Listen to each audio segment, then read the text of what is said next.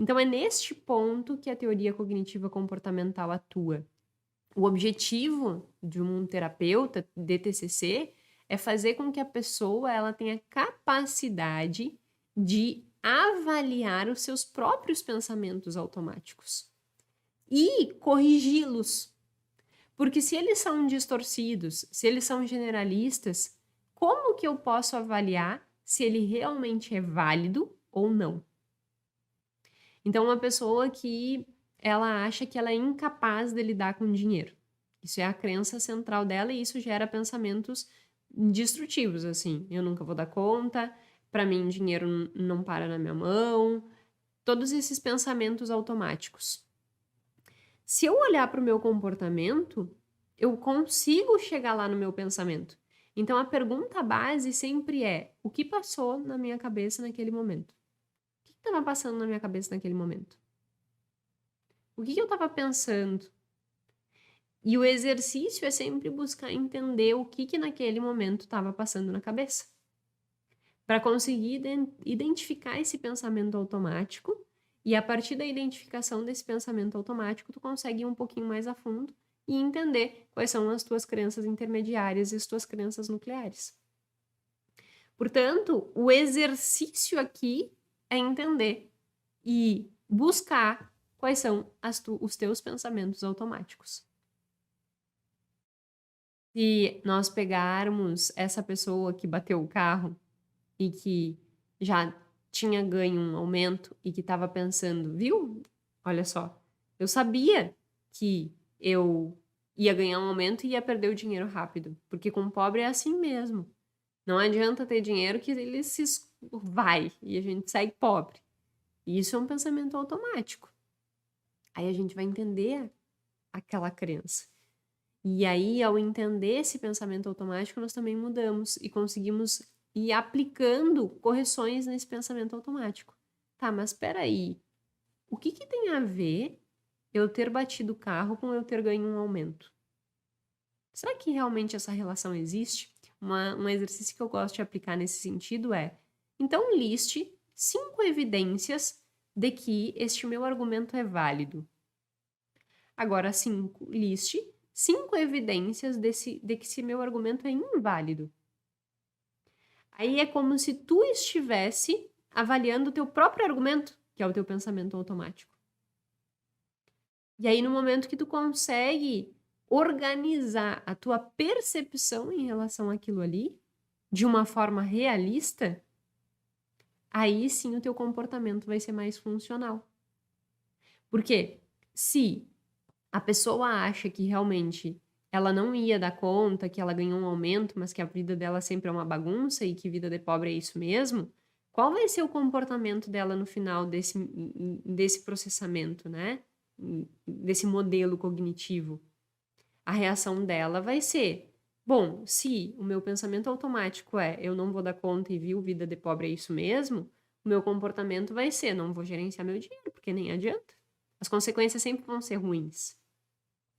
Então, eu tenho, a partir desse pensamento automático, um comportamento disfuncional, que é: não adianta gerenciar o dinheiro. Agora, se eu começo a fazer, a gente chama de perguntas socráticas, me fazer perguntas socráticas para avaliar a validade destes pressupostos, destes pensamentos automáticos, eu consigo ir mudando a minha percepção e com isso eu consigo mudar meu comportamento. Aí que tá o plim da coisa, que é sensacional. Nós conseguimos ter mais consciência das nossas reações. Porque daí tu pode, depois de estar escutando isso, parar e olhar para ti mesmo, para a forma com que tu lida com o dinheiro. E pensar assim: bom, eu não gerencio o dinheiro. Mas quando eu penso em gerenciar o dinheiro, qual é o primeiro pensamento que vem na minha cabeça? Entende que a gente está fazendo o fluxo contrário para identificar esse pensamento?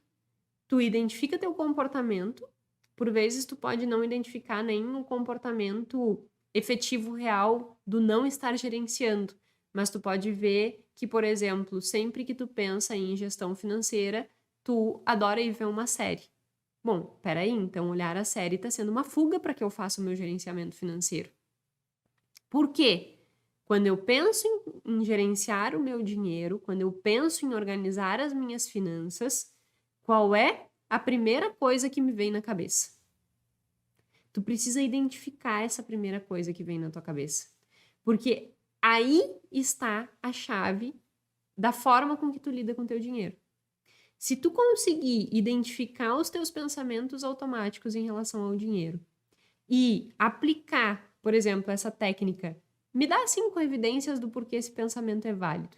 Me dá 5 evidências do porquê esse pensamento é inválido. E aí tu vai descobrir, por exemplo, que ele é inválido, que era uma verdade absoluta que tu tinha constituída, mas que não tem validade real, que era uma distorção da tua cabeça. No momento que tu tem esse entendimento, opa, peraí, mas então e se eu tentar? E se eu tentar? Aí tu tenta.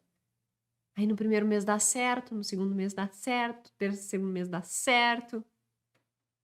E aí tu rompeu com um comportamento porque tu entendeu o que era o teu pensamento que estava te levando a esse comportamento.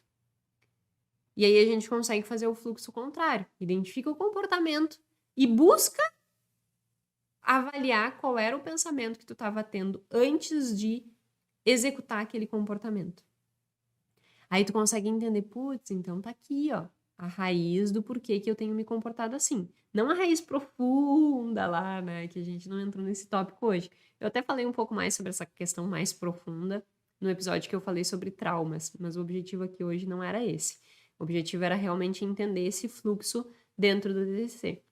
Então, a gente olha para o comportamento e aí a gente dá uma ré e busca o pensamento. Esse é o exercício sempre. E aí, aqui eu já estou dando uma alternativa, que a gente chama, que é essa reestruturação da crença, né? Que é realmente eu identificar o meu pensamento automático, lembrando que o pensamento automático advém da tua crença nuclear e crença intermediária, identificar esse pensamento automático e reorganizar ele, de modo que eu consiga validá-lo ou não. E se eu não consigo validá-lo, é como se eu estivesse olhando a realidade sobre uma outra ótica, olhando a realidade como ela verdadeiramente é, sem a distorção do meu pensamento automático. E aí eu consigo mudar o meu comportamento. Só que, sem entender este processo, é muito difícil a gente mudar o nosso comportamento.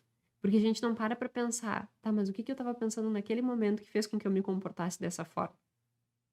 Então, a dinâmica, essa é uma das principais dinâmicas, é nós identificarmos quais são os nossos pensamentos automáticos que estão nos levando àquele comportamento.